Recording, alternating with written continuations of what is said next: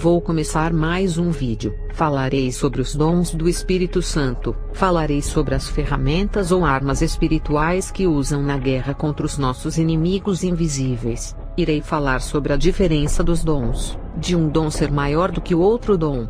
Falarei sobre o perigo do crescimento do ego ao receber algo de Deus. E também vou dizer sobre o poder da oração. Falarei sobre vários relatos de batalhas espirituais das igrejas contra as forças das trevas, e o investimento financeiro da maçonaria em pequenas igrejas. Começarei falando sobre os dons. Os dons são como ferramentas de trabalho, que são usados na seara de Deus. Quem usa os dons, estão trabalhando para a obra de Deus e são funcionários do seu reino. Um dom pode ser maior do que o outro. No livro de 1 Coríntios 14 verso 5, diz que o dom da profecia é maior do que o dom das línguas estranhas. Isso não faz ninguém ser melhor do que o outro. Uma pessoa não é maior do que a outra por ter um dom de profecia, e a outra apenas o de línguas estranhas. É apenas o dom que é maior do que o outro. A comparação que faz o versículo é sobre os dons, não de cristão para cristão. Não significa que se tornou maior do que o outro por ter um dom maior. Exemplo: um soldado normal pode usar um canhão na guerra, e o seu general pode usar um revólver. Isso não significa que o soldado é maior por causa da arma. É claro que o general é maior. Ele conseguiu chegar nesse nível pela sua competência, dedicação e esforço. Ele merece estar ali exercendo o seu cargo,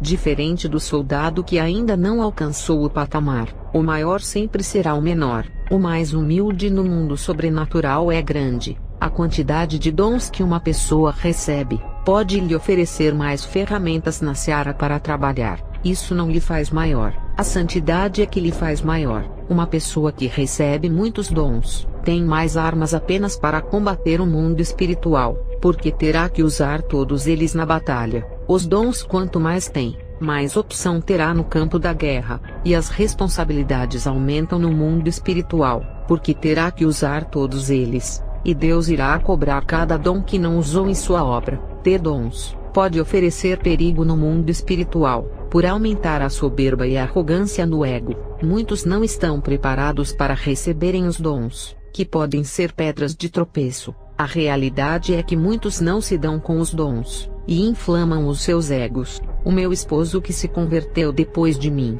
nunca se envolveu com bruxaria, mas tinha observado o meu crescimento no mundo da magia. Ele fez isso quando começou a orar e a se dedicar à obra de Deus. Em 3 meses orando sem cessar, ele estava entregando profecias e revelava o profundo da vida das pessoas, e até disse que estava preparado para a obra e até para morrer. E o Senhor Jesus me revelou que ele não estava preparado para a obra e muito menos para morrer.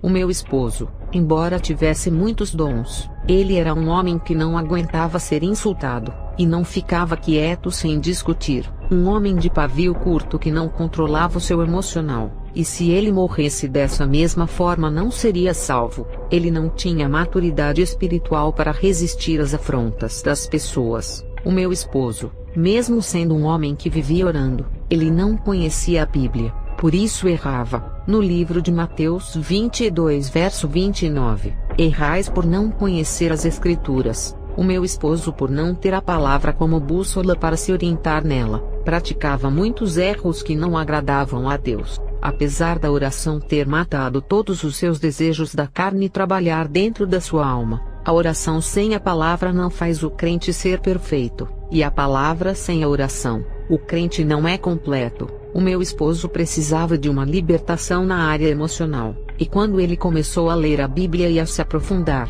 ele foi liberto. No livro de João 8 verso 32, e conhecereis a verdade e a verdade vos libertará. E depois que o meu esposo passou essa experiência, eu tive a convicção de que os dons não salvam, mas aquele que pratica a palavra. Os dons podem auxiliar na obra de Deus ajudando as pessoas, mas eles não irão servir para salvar a sua alma. E a maior prova foi a queda de Lúcifer, por ser um anjo que tinha dons, beleza e perfeição. Todas essas qualidades não ajudaram, e de perfeito se corrompeu. Isso é a prova de que se ele permanecesse santo, não teria perdido o seu lugar igual Adão perdeu. Ele mesmo fez o homem perder o paraíso, fazendo-o ser rebelde igual a ele que perdeu o seu lugar no reino do céu pela sua rebeldia, porque para o homem tem perdão e para Lúcifer não. O homem pecou não por querer, mas por ser induzido ao erro. Já Lúcifer não foi induzido ao erro, ele fez isso consciente sabendo das consequências. Ele deixou a maldade entrar em seu coração.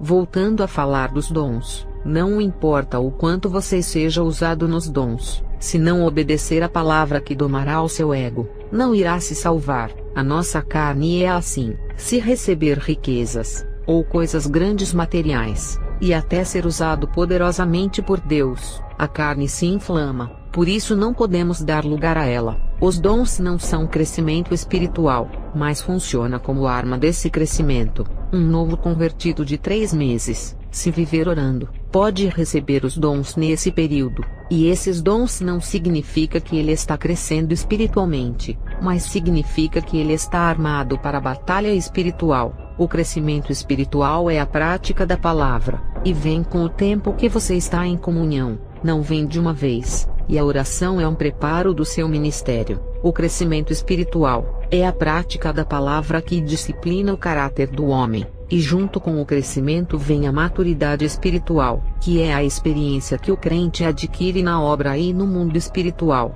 convivendo com as coisas sobrenaturais. O meu esposo, no começo de sua conversão, não resistia ao povo de outras igrejas de perseguirem ele. Era uma igreja que a gente não congregava, mas perseguia o meu esposo. Ele era insultado por essa igreja, e também saíam falando mal do nosso ministério, difamando a placa. Teve alguns irmãos que o amaldiçoaram, e fizeram orações contrárias, e o meu esposo, mesmo sendo de oração, um homem de oração, novo convertido e verde em sua vida espiritual, começou a orar a Deus pedindo punição aos membros dessa denominação. Não podemos orar para Deus punir ninguém. Isso não é oração. Não está na Bíblia. Isso é maldição. São as bruxas que oram assim com orações de vingança. O crente tem que orar para a pessoa se converter. E se a pessoa quiser fazer o mal, ore para Deus lhe proteger e entregue nas mãos de Deus. Ele sabe o que fazer. Se ele quiser matar ou deixar enfermo,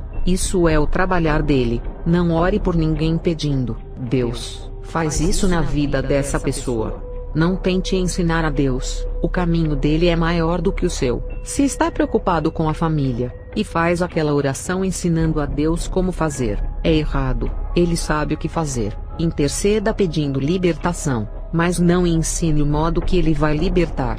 Ore pedindo a conversão, mas não explique o jeito que vai querer. Tudo é da maneira do El Shaddai. Teve uma irmã que me pediu para orar pelo seu esposo que saiu da igreja para o bar. Ela disse: não quero que ele perca a salvação. Tenho orado para que ela faça isso, fazer aquilo para trazer ele de volta. Meu Deus me disse assim: não é da maneira dela. Eu tenho 2 opções para ela.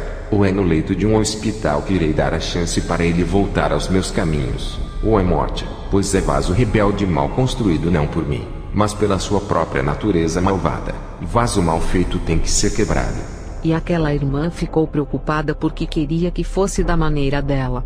Sobre o meu esposo, hoje ele ora mais, e não guerreia com crentes de outras igrejas por ser um crente maduro. O ministério ainda continua o atacando, mas o meu esposo ignora e continua fazendo a obra. E Deus tem provado essa igreja por atacar o meu esposo. As coisas não dão certo para essa igreja, e as vidas espirituais dos membros estão amarradas espiritualmente. E o ministério do meu esposo cresceu, porque ele desviou a sua atenção daquilo que é inútil, que é a contenda, e se focou nas coisas de Deus. Quando deixou de guerrear contra a carne, o seu ministério começou a crescer de uma forma espantosa. Como ocorrem as batalhas espirituais dos crentes que usam os seus dons ou a oração, que é mais suficiente do que os dons para uma guerra, a oração é mais eficiente, por recorrer às forças celestiais que descem em favor de quem ora. Vou relatar algumas visões que as bruxas tiveram nas décadas de 80 e 90, e também alguns crentes viram em visões muitas batalhas espirituais. As bruxas da convenção, quando começaram a fazer expedições na América Latina, sondando os territórios das igrejas que mais incomodavam os planos das trevas. Quando viajamos para um país chamado Venezuela, Vimos um grande demônio voando com a aparência de um dinossauro de asas. Ele estava furioso voando pelos ares, querendo despedaçar uma igreja simples, e o povo estava orando, e do céu desceu muitos anjos de uma classe menor e foram para cima daquele dinossauro. Os anjos do tamanho de um homem, eram pequenos perto desse monstro que parecia do tamanho de um edifício de 5 andares. Esses anjos imobilizaram a grande criatura com correntes espirituais. Eles desceram ao inferno, pelo perigo que esse monstro era. Mesmo nos ares era uma barreira para impedir as orações. Antes disso acontecer, a criatura tentou resistir à sua prisão atacando os anjos, mas perdeu a batalha nos ares. No país chamado Bolívia, quando viajamos, houve um caso semelhante de um demônio muito fino com asas parecendo uma formiga gigante. Ele era híbrido, uma parte formiga e a outra humana. Ele tinha uns 12 metros de altura, e quando abria a sua boca, um jato de água cheio de espinhos saía. A água estava escura, e o seu cheiro fedia. Eu vi muitos anjos que tinham a altura de homens. Eu nunca vi um grupo de anjos, que mesmo de estatura baixa perto do demônio gigante, eles eram extremamente fortes. Eles faziam uma grande barreira espiritual, que impedia que aquela água imunda com os espinhos entrasse dentro daquela casa de oração, onde o povo estava orando. Aquela água suja estava infestada de espíritos malignos dos falsos sinais, que não conseguiram entrar por causa da oração. No país do Equador também aconteceu algo terrível e sobrenatural. Em cima de uma igreja humilde que o povo estava dentro orando, um demônio com forma de morcego e humana, com garras de aço com 3 metros de altura, um demônio desce. Se pegar uma alma no inferno com essas garras, ele rasga, corta e faz virar um moído de pequenos pedaços. Esse demônio voando pelos ares atacava pela boca, e quando abria a sua boca, um vento forte saía de dentro parecendo com letras árabes que não dava para entender. São letras do mundo espiritual. Quem lembra quando o profeta Daniel interpretou as letras escritas por aquele dedo misterioso, onde o rei da Babilônia bebia vinhos com os seus convidados? Essas letras, se fossem de algum idioma humano, os magos teriam interpretado, ou algum sábio que sabe vários idiomas, mas era espiritual, e nem os demônios conseguiram interpretar essa escrita através dos demônios. Enfim, os espíritos malignos também escrevem letras do submundo para que ninguém entenda, a não ser os seus escravos. E quando o demônio de garras de aço vomitou aquelas letras estranhas que ninguém entendia, o povo orava dentro da igreja na hora do ataque. As suas orações se ajuntaram, e formaram uma gigante bola de fogo do tamanho daquela igreja. Essa bola se fez uma grande cobertura de oração que cobria as 4 paredes e o teto daquela casa, e aquele vento forte cheio de letras não conseguiu penetrar dentro daquela igreja.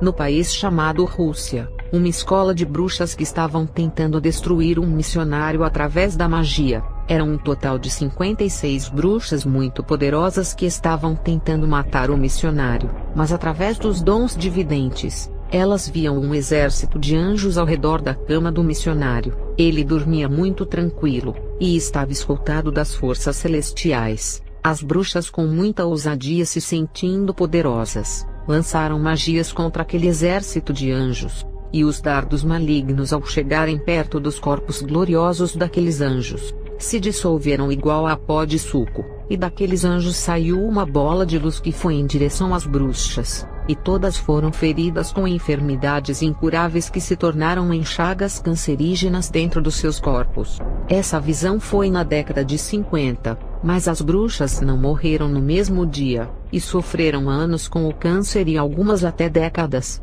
Todas morreram em cada tempo, não faleceram no mesmo ano e nem no dia que foram feridas. As bruxas antigas me falaram: eu não alcancei esse tempo. E tem crente que acha absurdo quando eu digo essa visão, porque a sua fé é carnal, naquilo que ele não pode ver para crer. Tem crente que acha isso impossível de acontecer. Em Apocalipse, os próprios anjos das trombetas e dos selos executam o juízo de Deus ferindo o ar, as águas e a terra por serem lugares contaminados pelos demônios e o pecado. Os anjos do Apocalipse ferem até os povos da terra pelas suas rebeldias. A própria Bíblia afirma que os anjos de Deus ferem e também matam todos os que se colocam contra a obra de Deus e tentam destruir seu povo. No livro de 2 Reis 6, verso 18, o exército da Síria cercou o acampamento de Israel. O profeta Eliseu, homem de Deus, auxiliava o povo, e a Síria queria destruir o povo de Deus e tocar no profeta Eliseu e o exército de anjos. Por causa de Eliseu e ao pedido de sua oração, feriram todos aqueles homens de cegueiras. O que Deus não faz por um ungido, envia até um exército em seu favor e ainda protege um povo inteiro, porque aceitou aquele profeta como conselheiro. Quem não acredita que os anjos não podem ferir uma pessoa, com aquele argumento de que só na antiguidade que aconteceu, e que hoje não acontece? Tem pessoas que acreditam em um fato que aconteceu na Bíblia, mas não creem que isso pode se repetir. A sua fé não é verdadeira. O mesmo Deus que operou no passado, ainda continua operando, porque ele não muda. É o mesmo de ontem, hoje, amanhã e sempre. No país chamado Peru, aconteceu um caso sobrenatural que as bruxas viram no mundo espiritual. Um demônio de 4 metros de altura, parte crocodilo e a outra parte humana. Ele estava do lado de fora diante da igreja que orava na noite do culto. Ele lançava flechas de suas mãos em direção ao povo de Deus. Quem não era convertido foram atingidos pelos ataques. E o pastor, percebendo que o demônio o estava atacando, na visão, viu o monstro furioso do lado de fora olhando para o púlpito em sua direção, e o pastor pediu para a igreja clamar em oração, travando uma guerra contra aquele demônio, e todas as orações se transformavam em pequenas bolinhas de fogo, e todas foram em direção àquele demônio parecendo uma rajada de tiros, que com grande velocidade atingiu aquele monstro, que ele deu um grito de dor e fugiu. Quem não acredita é porque não viveram no tempo das igrejas antigas. Hoje não acontece por duas coisas: a igreja parou de orar, não tem mais vigílias e nem cultos de oração, e também por causa do pecado. É claro que no tempo de hoje, não irão presenciar esses sinais, e se tivesse, ninguém das igrejas iriam ver.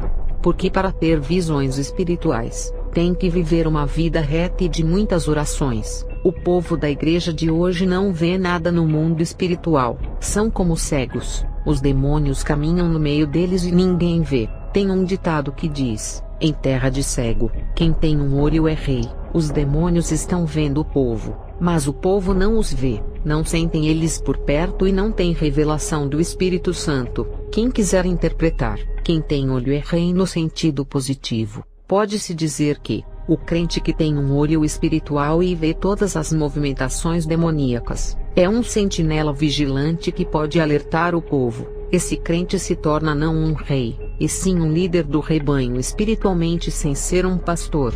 Tem um crente no meio da igreja inteira que ainda vê anjos e demônios, mas esse é diferenciado. O dom de visão é bíblico, e serve para a igreja. Os profetas que vou falar aqui viram anjos. Daniel viu anjo, Isaías viu anjos, Ezequiel viu anjos, Elias viu anjo. E para falar que estou falando só do Antigo Testamento, vou falar do Novo Testamento, já na graça que é o tempo da igreja. O apóstolo Pedro viu Moisés e Elias, o sacerdote Zacarias viu o anjo Gabriel, Pedro viu o anjo que apareceu na prisão para o soltar, o apóstolo Paulo viu o anjo. Está em Atos 27 verso 22 ao 24. O apóstolo João viu os anjos da trombeta, selos, os 4 cavaleiros, a besta e outras coisas. Ainda tem algumas igrejas comprometidas pelo Brasil, mas é difícil achar por serem poucas, e a tendência é diminuir o número dessas igrejas e aumentar os ministérios portas largas. Eu irei relatar as visões de batalhas espirituais com os piores demônios. Nos Estados Unidos, quando as bruxas visitaram para abrirem os seus templos, as bruxas desse país, que estavam tentando destruir uma igreja com suas magias, elas lançaram os seus feitiços em uma igreja que estava cultuando. As magias, ao chegarem perto daquela igreja, ficaram paradas e depois explodiram. E quando os olhos espirituais das bruxas se abriram, a igreja estava cercada de anjos protetores, e algumas bruxas ficaram admiradas, e aquilo levou algumas delas a se converterem depois, largando a bruxaria na década de 60. No país da Colômbia, aconteceu algo com um pastor zeloso na obra de Deus. Ele tinha chegado do culto, e depois leu as Escrituras e foi orar. Um demônio foi enviado do inferno para destruir a sua vida, por ele estar incomodando muito no mundo espiritual. Ele estava de joelhos, e teve uma percepção da presença maligna daquele demônio que entrou na sala de sua casa, e aquele demônio com as suas mãos lançou os seus dardos para cima dele. O pastor não conseguia ver esse demônio lhe atacando, mas através da presença dele, sabia que estava do lado esquerdo lhe observando. Ele apontou a sua mão nessa direção, e com voz de autoridade uma bola de fogo saiu, e atingiu aquele demônio que ele pegou fogo e ardia em chamas correndo daquela casa. Demônio atrevido em querer atacar o homem de Deus no próprio lar dele. Isso é o mundo espiritual que é real. Estejam preparados para viverem isso. Tem crente que não vê e nem sente, parecendo que os demônios não existem, mas são bombardeados com os dardos infernais, e vivem enfermos e dependentes de remédios. Na Ucrânia, uma das bruxas mais fortes que matava muitos missionários que não foram levantados por Deus, essa bruxa tentou matar outro missionário, mas esse era ungido de Deus. Essa bruxa ficou invisível, e entrou na casa do missionário onde ele se hospedou para ir pregar a palavra no dia seguinte. Ele ouvia o barulho de uma pessoa andando pela casa à noite. Era a bruxa querendo matar ele, e o missionário não conseguia ver ela. Mas quando os olhos espirituais da bruxa se abriram, ela viu os anjos acampados ao redor da casa. Os anjos a deixaram entrar na casa, para darem um momento de segurança à sua confiança. Ela, que era vidente, não conseguia enxergar aquele exército de anjos ao entrar. Eles cegaram os seus olhos espirituais, não os olhos carnais. Ela foi ferida pelas espadas dos anjos. E quando chegou em sua casa, aquele encantamento invisível passou, e o seu corpo estava normal sem ferimento na carne. Não tinha nenhuma marca em seu corpo, mas no outro dia ela começou a sangrar pelo nariz, ouvidos, olhos e boca, morrendo de hemorragia interna. No livro de Atos 12 verso 23, mas considerando que Herodes não ofereceu glória a Deus, no mesmo instante um anjo do Senhor o feriu, e ele morreu comido de vermes. O anjo de Deus matou o rei Herodes por não glorificar a Deus, e se colocar como um deus sendo aclamado pelo povo. As bruxas da convenção foram em um país chamado Panamá. Nessa viagem eu fazia parte. Atacamos a igreja desse país que estava atrapalhando as obras dos demônios. A gente não conseguia abrir igrejas lá. As coisas davam tudo errado por causa da oração dessa igreja. Nós estávamos detrás dessa igreja fazendo rituais para quebrar as forças dela, para não impedir que a gente abrisse uma igreja ali. E também iríamos atacar com as nossas magias. E foi quando o pastor disse: Deus está me revelando que os agentes do diabo estão atrás da igreja, mas ele já deu o seu livramento. O pastor leu esse versículo, Isaías 54 verso 17, nenhuma arma forjada contra você prevalecerá, e você refutará toda a língua que a acusar. Esta é a herança dos servos do Senhor, e esta é a defesa que faço do nome deles, declara o Senhor. Assim como os dons são armas no mundo espiritual, incluindo a oração, no mundo das trevas, os demônios têm as suas armas malignas, e capacitam as bruxas com elas. Essas armas malignas do mundo das trevas não podem prevalecer contra o povo de Deus. Foi quando o povo começou a orar, e vimos bolas de fogo vindo em nossa direção e acertaram a gente. Eram umas 8 horas da noite quando os nossos corpos começaram a queimar. Não por fora, mas por dentro do nosso interior imundo, e as nossas almas malignas eram queimadas, um fogo abrasador igual àquele do inferno. Sofremos iguais às almas condenadas, e nesse dia, sentimos dores de morte e fugimos. Outro relato interessante aconteceu com uma bruxa de um país chamado Jamaica. Ela se converteu. Essa bruxa já convertida disse a mim, que viajou até um país para destruir algumas igrejas. Os seus feitiços eram tão fortes que 3 igrejas, ao serem bombardeadas, não abriram mais os seus cultos, abandonando o local. Teve um dia que ela fez um ritual de projeção astral, para viajar até uma igreja que fica em um país chamado Belize. Se ela fosse viajar da Jamaica a Belize, iria demorar, só dá para ir de avião. Ela conseguiu ir através da viagem astral, que é mais rápido até esse país. Ela não tinha dinheiro, e como o país era distante da Jamaica onde ela morava, achou melhor o seu espírito fazer uma viagem espiritual até aquela igreja. E quando ela chegou ali mandada pelos demônios, ela entrou dentro daquela igreja e o seu espírito assistia ao culto. Quando ela se preparava para lançar os dardos malignos no povo de Deus, ela olhou para o teto daquela igreja que desapareceu, e viu abrir um grande buraco de luz por onde desceram 7 anjos. Eles foram para protegerem a igreja e ficarem de prontidão, caso os demônios viessem para darem reforço para aquela bruxa, pelo grau de importância que ela tinha no mundo das trevas, e pelo seu nível alto na bruxaria que os demônios não queriam perdê-la. E os anjos, percebendo a importância dessa mulher, não veio só um para deter, e sim 7. É claro que o plano era de fazer a bruxa se converter, e os demônios furiosos iriam atacar, por isso desceram os 7 anjos. E quando ela viu os anjos, essa mulher estava carregada dos poderes das trevas, e recebeu muita força maligna para destruir aquela igreja. E essa bruxa lançou os dardos nos anjos que nada acontecia em seus corpos, mas as suas magias eram tão fortes, que se acertassem em um crente fraco espiritualmente, era óbito na hora. Os anjos neutralizavam a bruxa com correntes espirituais, e se eles quisessem levar aquela alma ao inferno, teriam feito, mas conhecendo a obra que Deus tinha na vida dela, eles trouxeram a sua alma até o corpo dela, e antes de darem a ordem para a alma dela retornar, um deles derramou brasas de fogo sobre a sua cabeça, que sua alma ficou purificada e limpa,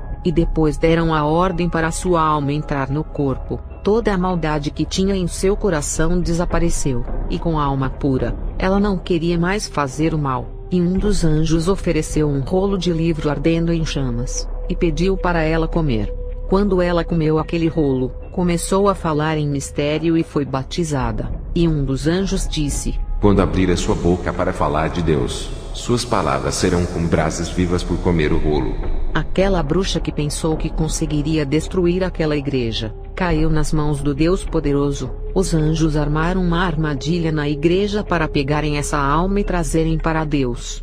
Isso se chama pressa que Deus tinha na vida dela. Ela era importante para os demônios, só para realizar os seus planos malignos, e depois seria descartada porque eles não amam ninguém. Já para Deus, ela era mais importante ainda, e foi escolhida para ser salva pelo amor que Jesus tem por essa alma. Essa mulher era uma guerreira quando trabalhava para os demônios, e Deus, vendo que ela era uma valente ao ponto de atacar os anjos, mesmo sendo inferior, Deus disse: é essa que eu quero para batalhar contra Satanás e seus anjos. Essa irmã se tornou uma serva guerreira. Faz muito tempo que falei com essa jamaicana, não sei se ainda vive, tem uns 15 anos que falei com ela. A Convenção das Bruxas enviou um demônio até o Paraguai, para matar um ex-bruxo que se converteu se tornando um pastor. Os demônios disseram que ele traiu o reino das trevas e merecia a morte, e jogaram a responsabilidade para nós, e disseram que esse pastor atingiu um nível espiritual alto no reino de Deus. E quando os demônios passaram todas essas informações a respeito desse pastor, fizemos um ritual de magia muito pesado para invocar um demônio casca grossa. Esse demônio tinha 4 rostos, um na frente, outro atrás, um do lado esquerdo e outro do lado direito. Seu casco das costas era de crocodilo, seu peito era de urso e peludo com as patas de cavalo. O demônio saiu do Brasil e foi até o Paraguai, e quando se aproximou da casa desse pastor, ele lançou de suas mãos bolas de fogo vermelhas misturadas com fogo preto, ou meio marrom, não dá para explicar, e nesse momento, ele estava fazendo vigílias de orações no seu quarto, e não sabia do demônio horrível que estava no quintal da sua casa lhe atacando. E na casa desse pastor, tinha uma grande cobertura espiritual que cobria a sua casa inteira, protegendo o seu lar. Isso é uma guerra espiritual, você crendo ou não, não faz diferença no mundo espiritual. Se não acredita que esses demônios são feios em suas formas, um dia quando morrer e sua alma sair do seu corpo, irá ver as formas de cada demônio, e acreditará tendo as suas próprias experiências. Quando a maçonaria elaborou os seus planos para contaminarem as igrejas, Deus levantou um pastor de um país chamado Guatemala que ganhava almas com a unção em suas palavras, e Deus lhe deu um ministério para ele cuidar, e começou muito bem nos primeiros anos do seu ministério pastoral, mas conforme a maçonaria crescia na América Latina, o convite da aliança chegou até a esse homem que não sabia do perigo, pensando que o homem que pediu para fazer a parceria queria ajudar o seu ministério. Ele enxergou a possibilidade do seu ministério crescer e expandir. Ele não consultou a Deus para ver se aprovava a aliança, e nessa parceria, a igreja desse pastor ficou submissa às direções da maçonaria, uma obra que Deus entregou em suas mãos. Ele entregou nas mãos de Satanás para controlar o povo, e Deus se irou contra esse pastor e o anjo de Deus o feriu. Ele teve câncer e morreu. Antes disso acontecer, que foi o controle da maçonaria sobre a igreja, Deus lhe enviou 3 vasos para o advertir. Primeiro enviou um muito humilde que ele desprezou pela aparência, e depois enviou uma missionária que ele ignorou por se tratar de uma mulher, e por último mandou um jovem adolescente, no qual ele, vendo a pouca idade e a falta de experiência de vida, não deu ouvidos. Deus primeiro avisa dando chances, para depois estabelecer o seu juízo, e dentro do seu coração, ele se cresceu, e convencido de que nada iria acontecer, porque Deus o havia levantado na terra com grande unção. Esse fato aconteceu na década de 80, e Deus desistiu desse ministério de suas mãos na qual tinha promessas. No país chamado Uruguai, tinha um homem de Deus que o seu ministério crescia na unção, e o poder de Deus operava ali. Os demônios vieram comunicar às bruxas do perigo que se aproximava, e nós da escola enviamos uma legião de demônios até o Uruguai para matar esse homem de Deus. E as bruxas acompanharam a batalha espiritual através de uma bola de cristal. A gente viu quando a legião cercou a casa desse homem de Deus. Esse homem já estava esperando que isso acontecesse, e ficou de joelhos na posição de guerra. Deus já tinha aberto os seus ouvidos espirituais, o fazendo ouvir todos os nossos planos, do seu país. Ele conseguiu ouvir as conversas que os demônios tiveram com as bruxas aqui no Brasil, e quando aquela legião lançou os dardos em direção àquele homem, uma forte luz desceu do céu fazendo aqueles milhões de dardos desaparecerem juntos com a legião, e nós através da bola de cristal, vimos tudo isso e ficamos espantadas. Na década de 80, uma pequena igreja que estava se destacando em um país chamado de República Dominicana, recebeu um convite da maçonaria. Um grupo de investidores da maçonaria queria patrocinar aquela igreja para fazerem crescer, divulgar a sua marca e espalhar o nome do ministério pelo país inteiro e por toda a América Latina. O pastor dessa igreja primeiro orou a Deus. E um anjo de Deus que foi o responsável pela criação daquela igreja e sempre auxiliava esse pastor, o anjo responsável da obra lhe apareceu, e disse para recusar o convite satânico de corrupção ministerial, e esse pastor recusou o convite dos investidores maçônicos. A partir do momento que um pastor aceita esse investimento, seria como uma empresa que vende parte das suas ações passando para o controle de terceiro, e assim o dono da empresa já não é mais o chefe majoritário que controla a sua empresa 100%. Quando vende uma parte das suas ações ou franquia, ele não pode tomar as decisões sozinho, e sempre tomará decisões com os outros líderes que compraram parte das ações. E a maçonaria queria investir muito dinheiro em igrejas pequenas, e assim assumirem o controle. O pastor que aceita o dinheiro sem pagar nada, ele não tem obrigação de devolver o dinheiro, e fica refém das direções dos investidores. Isso tira o controle completo do pastor de tomar as decisões sozinho acerca de doutrinas e o projeto de expandir a sua igreja. Se o pastor tem o desejo de abrir a sua igreja em uma vila pobre da África, não poderá sem consultar os investidores. Quando a maçonaria assume 10% do controle dessa igreja, o pastor não pode abrir a igreja sozinho. Se os 10% disserem para não abrir, eles investem o dinheiro e têm o poder aquisitivo em suas mãos que deixou o pastor dependente deles. E se aquela vila pobre não oferecer o retorno financeiro para a maçonaria, eles não abrem igrejas em lugares onde o povo não tem dinheiro, mesmo que o pastor queira abrir uma igreja nessa vila pobre. Quando a maçonaria investe dinheiro em seu ministério, eles irão querer o retorno através das ofertas e dízimos do povo. Por isso que eles gostam de abrir igrejas nos centros das cidades onde o povo tem dinheiro. Eles investem em catedrais e grandes templos com capacidade de acomodarem multidões de pessoas, porque eles enxergam a possibilidade de arrecadarem milhões de dólares, euros ou reais, depende do país de origem das cédulas. O investimento em construção de gigantes templos pela maçonaria são vantajosos, porque o retorno sempre vem.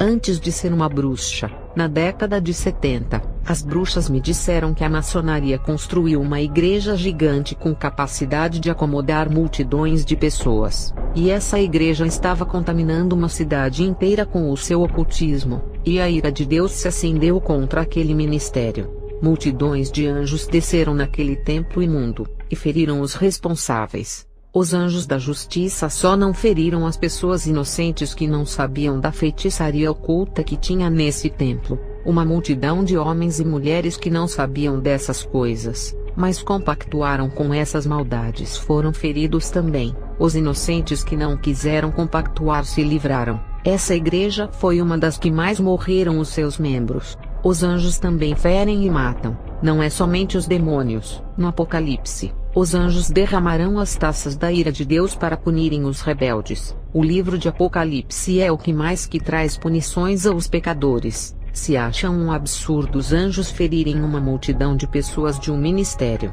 imagine no Apocalipse quando os anjos ferirem 1/3 de todo o planeta Terra. Planejávamos atacar a igreja em um país chamado de El Salvador. Quando estávamos em missão, a convenção viajou com o plano de destruir uma igreja que estava fazendo a diferença no mundo espiritual. Alugamos uma casa perto dessa igreja a uma quadra para a frente, e nessa casa fizemos um ritual, e lançamos magias de dentro da casa em direção a essa igreja que estava em culto, e os dardos de enfermidades da carne só acertavam os que não eram convertidos. E o pastor teve uma visão, de que as bruxas estavam reunidas em uma casa fazendo rituais para bombardearem a igreja, e o pastor junto com os seus obreiros, fizeram uma oração para essas pessoas não convertidas que foram atingidas pelos dados de enfermidades, e as enfermidades que acertaram esse povo, aqueles dardos que tinham penetrados em seus corpos começaram a cair ao chão, e se derretiam em iguais pedras de gelo. As pessoas foram curadas através das orações dos membros. As bruxas não conformadas lançaram mais ataques, mas dessa vez, uma bola de fogo envolveu toda a casa de oração protegendo-as, e os ataques das bruxas não fizeram mais efeitos na vida dos ímpios que ali estavam. Nossos ataques foram frustrados pelo poder de Deus, e voltamos para o Brasil. Na Espanha, uma igreja de vila que se destacava no mundo espiritual, o pastor, querendo ver a sua igreja encher de pessoas, olhou para uma igreja maçônica que teve um crescimento espantoso, e ele queria copiar as inovações dessa igreja tanto na forma de cultuar, e também doutrinária. Em uma noite, o pastor estava orando e teve uma visão do anjo de Deus passando com a sua espada nas mãos. O pastor, preocupado com a visão, orou a Deus, e pediu uma revelação, e o Senhor disse a ele: Se quiser escolher esse caminho para essa obra crescer, ela se multiplicará por todos os lugares que abrir. Mas esse anjo que viste na visão, é apenas um dos executores do meu juízo. Se essa igreja que está em suas mãos se multiplicar na terra com doutrina de demônios, enviarei uma milícia desses anjos para ferirem todos os povos que estiverem congregando em seu ministério. Eles pagarão com as suas vidas se seguirem as doutrinas dos demônios. E se o seu ministério propagar essas doutrinas, será anátema. A escolha está em suas mãos. Escolha a verdade e terás vida. Mas se escolher a mentira, a morte assolará o seu ministério. E quando o pastor ouviu essa advertência, ele desistiu de copiar a doutrina da igreja vizinha. Esse caso aconteceu na década de 70, quando as igrejas começaram a serem influenciadas pela maçonaria.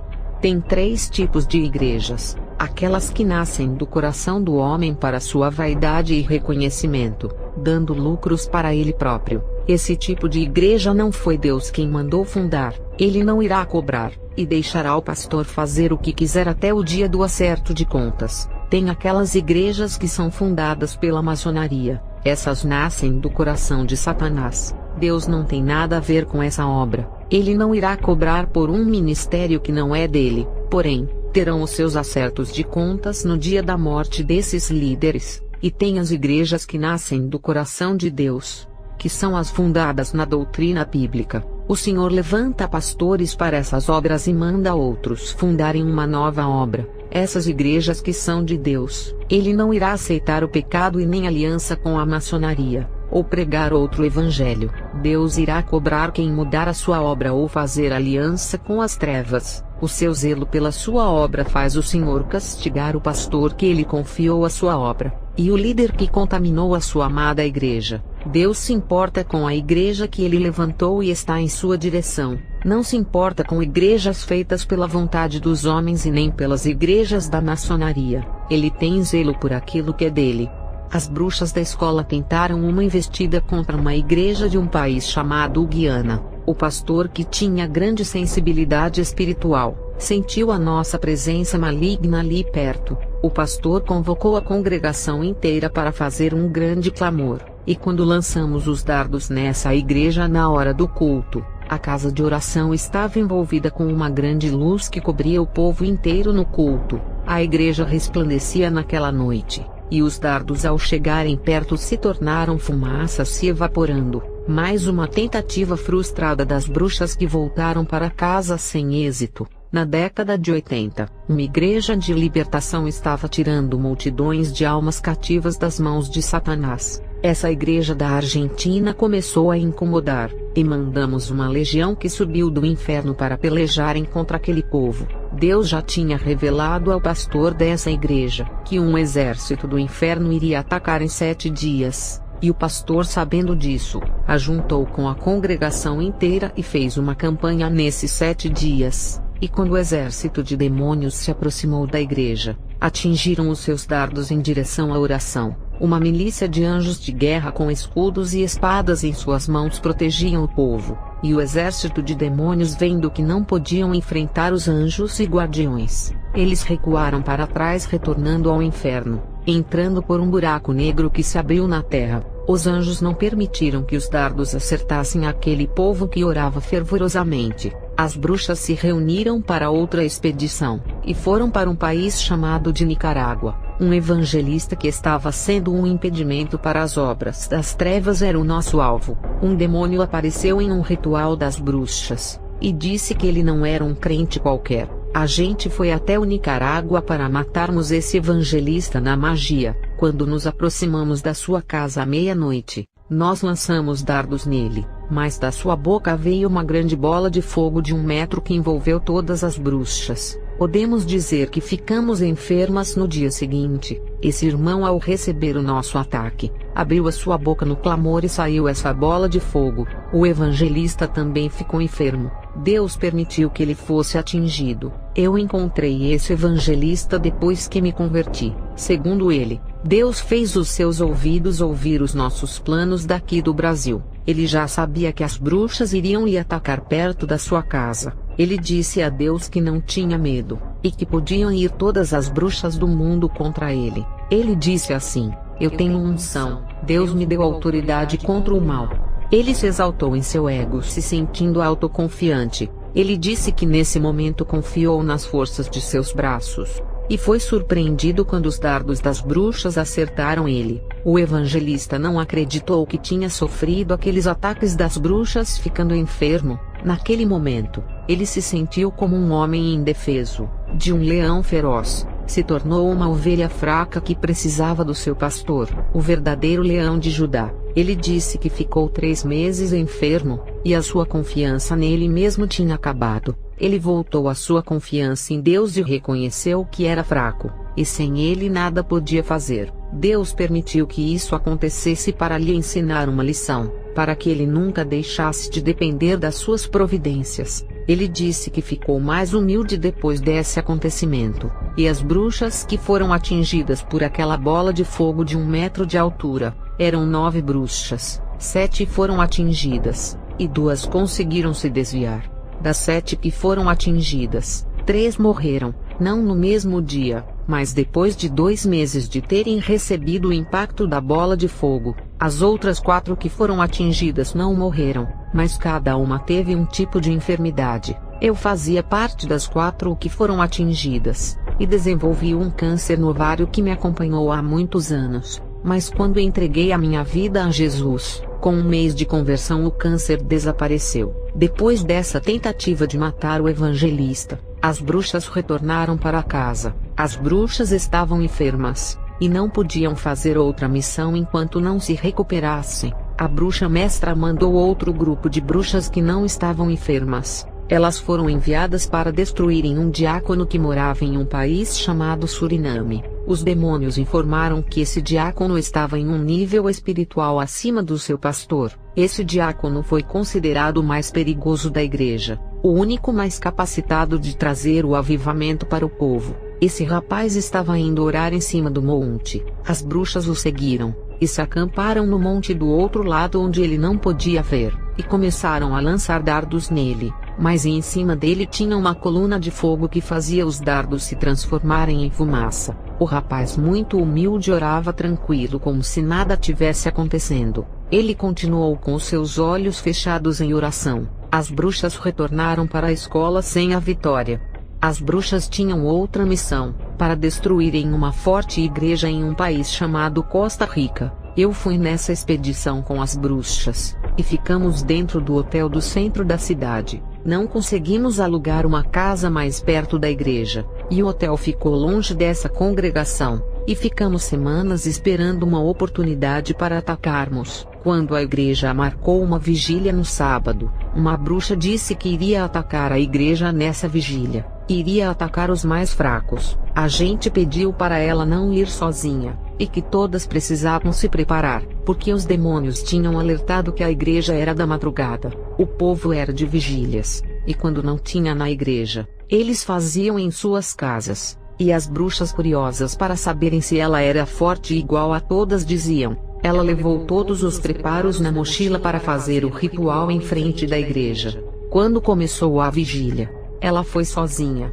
e começou a fazer um ritual em frente da igreja quando a vigília começou, e quando o povo começou a clamar a Deus. Aquela bruxa que duvidou da capacidade daquele povo, viu um monte de bolinhas subindo ao céu saindo do teto da igreja, e quando aquelas bolinhas de oração subiram ao céu, a bruxa lançava magia que nem entrava pelas portas da igreja, todas paravam na porta. E quando as bolinhas que subiram ao céu do clamor dos crentes sumiram nas alturas, uma gigante bola caiu do céu, parecendo um cometa de fogo em cima daquela bruxa, fazendo-a sofrer queimaduras na pele. No dia seguinte, levamos ela para o hospital, que não resistiu às queimaduras. Ela faleceu, fazendo com que as bruxas retornassem ao Brasil. Aquela bruxa, com toda a sua falta de respeito, preparou um ritual em frente da igreja, na hora da vigília, quando o povo estava recebendo um revestimento de Deus. A missão das bruxas era de destruir uma pequena igreja através das ordens dos demônios, e dessa vez,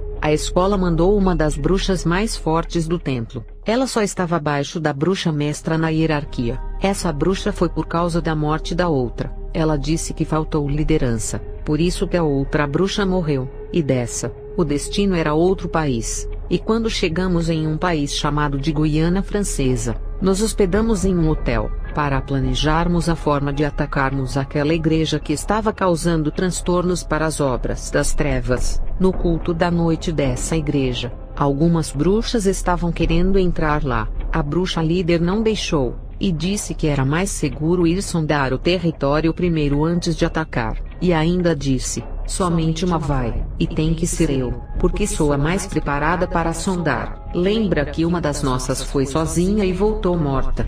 E a bruxa, a chefe confiante, foi desafiar aquela igreja. Antes dela entrar, fez um ritual de encantamento para ficar invisível e entrar dentro daquele culto. Ela foi sondar aquele território e entrou dentro da igreja na hora do culto. Ninguém enxergava ela, mas antes de lançar alguma magia em alguém, o povo começou a clamar, e a bruxa sentiu que cada palavra que o povo clamava, se formava como correntes espirituais que se enrolaram em seu corpo, deixando-a imóvel. Os braços dela não conseguiam se desprender do seu corpo. Ela estava paralisada, e não podia mover as suas mãos para lançar a magia. Com muito medo de morrer, Ela usou o poder da mente do terceiro olho da mente, e foi transportada para o hotel onde as bruxas estavam. As bruxas podem se transportar para qualquer lugar com as forças das trevas. Em Mateus 4 verso 8, novamente o diabo transportou Jesus a um monte muito alto,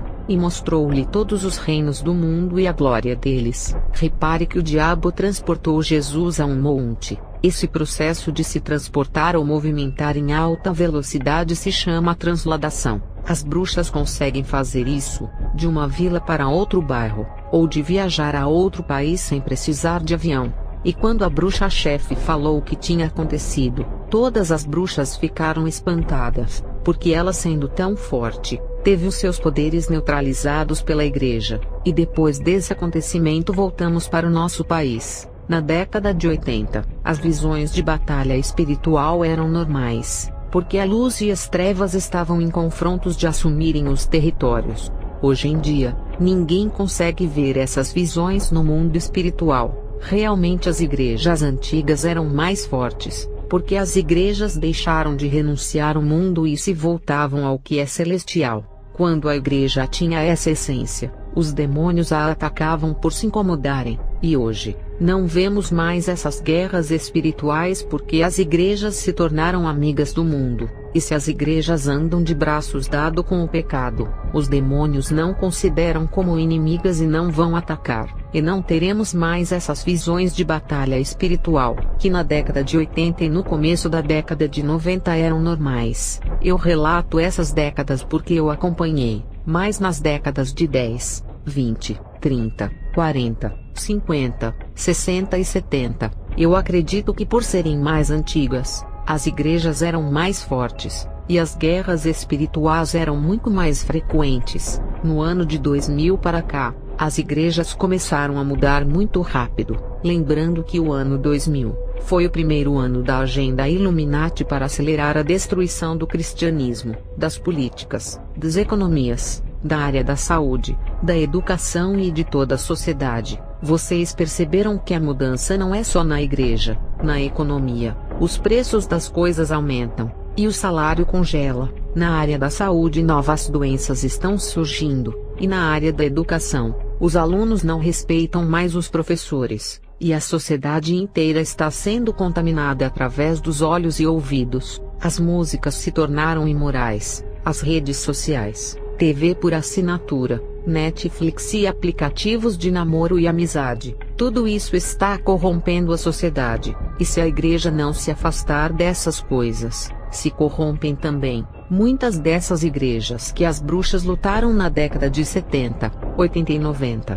podem estar corrompidas nos dias de hoje. Não sabemos quantas dessas igrejas dessas décadas passadas estão abertas, e quantas fecharam as suas portas. O que eu posso dizer é que o Evangelho começou em Israel, depois se firmou na Europa e foi para o mundo. Depois da Reforma, a velocidade que o Evangelho alcançou o planeta foi espantosa, e o Evangelho morreu na Europa, e esfriou esse povo aonde começou o avivamento dos gentios. Na Europa só tem acadêmicos, homens de letras que pesquisam o hebraico, teólogos que até duvidam da veracidade da Bíblia. Ser acadêmico e estudioso na Bíblia não significa ser um homem de Deus. A chama do avivamento foi para a América Latina, ao ponto que trouxeram muito incômodo para os espíritos das trevas. Embora o Evangelho venha se desgastando aqui na América Latina, ainda não estamos iguais à Europa. Na América Latina, ainda existe uma pequena faísca,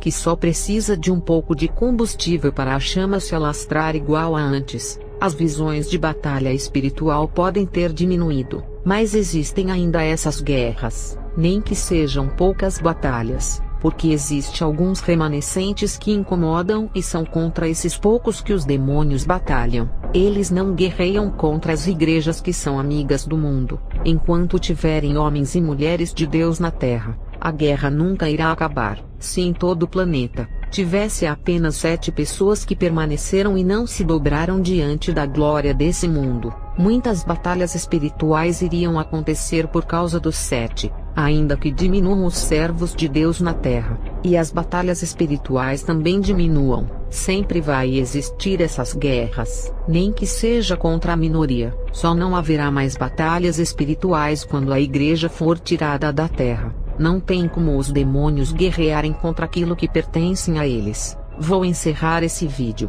e continuar no próximo.